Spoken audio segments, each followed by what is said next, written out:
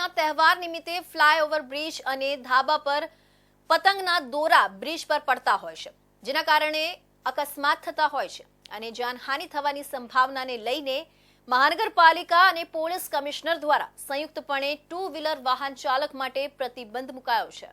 મકર સંક્રાંતિના તહેવાર નિમિત્તે સુરત શહેર બ્રિજ સિટી તરીકે ઓળખાય છે, ત્યારે ટુ વ્હીલર વાહન ચાલક માટે બ્રિજ પર પતંગના દોરાથી નાના મોટા અકસ્માત અને મોત થતા હતા। તેને અટકાવવા માટે શહેર પોલીસ કમિશનર દ્વારા મકર સંક્રાંતિ પર 2 દિવસ માટે ટુ વ્હીલર વાહન ચાલક માટે સંપૂર્ણ બંધ કરવાનો આદેશ આપવામાં આવ્યો છે।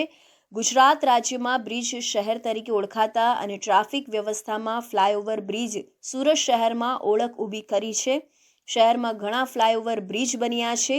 મકર સંક્રાંતિ તહેવાર નિમિત્તે ઉત્તરાયણ પર લોકો ધાબા પરથી પતંગ ચગાવતા હોય છે અને ફ્લાયઓવર બ્રિજ ઊંચાઈ સરખી હોય છે।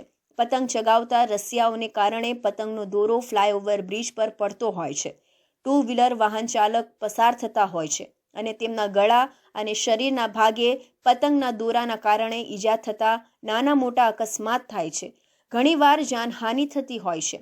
આવા અકસ્માતને અટકાવવા માટે મહાનગરપાલિકાના કમિશનર અને પોલીસ કમિશનર દ્વારા સંકલન કરીને મકર સંક્રાંતિ તહેવાર નિમિત્તે 14મી જાન્યુઆરી અને 15 જાન્યુઆરી 2 દિવસ માટે સુરત શહેરના તમામ ફ્લાયઓવર બ્રિજ પર ટુ વ્હીલર વાહન ચાલક માટે સંપૂર્ણપણે પ્રતિબંધ મૂકવામાં આવ્યું છે।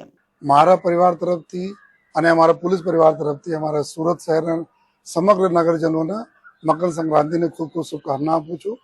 ભગવાન સૂર્ય જે રીતે ઉત્તરાર્ધમાં પ્રવેશ કર્યા છે, જો આપની જિંદગીમાં બી આ રીતે જો ઉત્તરોત્તર પ્રગતિ થતી રહે એ બધાને શુભેચ્છા આપું છું।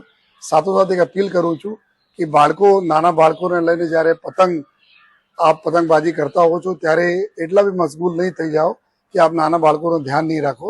એના બહુ ધ્યાન રાખવાની જરૂર છે। આગાસી ઉપર હોય, કોઈ પડે નહીં, કોઈ દોરીઓ હોય છે, દોરી એના ગળામાં લાગે નહીં જોઈએ। આપ બધા લોકો જો તકેદારી રાખશો જોઈએ। સાથોસાથ રોડ રસ્તાઓ ઉપર જો પતંગ લૂંટવા માટે નહીં આવો, અકસ્માત થવાના ડર રહે છે। ગળામાં થોડા તકેદારી રાખવાની જરૂરત છે।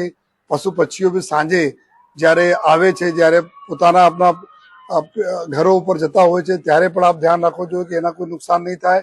અને સાથોસાથ ચાઇનીઝ દોરી, ચાઇનીઝ તુક્કલ આ બધાનો ઉપયોગ બિલકુલ નહીં કરતા। એના ઉપર બી અમારી વાચ રહેશે જોઈએ, જેથી જો કોઈ આ પ્રતિબંધિત વસ્તુનો ઉપયોગ નહીં થાય, કોઈને અમારે પર્યાવરણ અને કોઈ પણ પશુ પક્ષી અને માનવ જિંદગી જોખમાય નહીં। આ પ્રકાર તમામ લોકો તકેદારી રાખીને આપ આ તહેવાર ખૂબ સારી રીતે ઉજવો એ બધાને અમે શુભેચ્છા આપીએ છીએ। સુરત પોલીસ કમિશનર અનુપમસિંહ ગેહલોત દ્વારા મકર સંક્રાંતિ પર્વ પર સુરતીઓને અપીલ કરવામાં આવી છે। તેઓએ કહ્યું કે ઉત્તરાયણ પર્વની ઉજવણીમાં ખાસ પરિવારના નાના બાળકોનું ધ્યાન રાખવું। આપણે ઉજવણીમાં એટલા પણ મશગુલ ન થઈ જાય કે ઘરે કોઈ દુર્ઘટના સર્જાય। રોડ રસ્તા પર પતંગ લૂંટવા ન આવો, જેથી અકસ્માતનો ભય ન રહે। પશુ પક્ષીઓને પણ નુકસાન ન થાય તેનું પણ ધ્યાન રાખો। આપની આસપાસ કોઈ પણ ઘાયલ પશુ પક્ષી દેખાય તો તુરંત હેલ્પલાઇન નંબર પર ફોન કરો।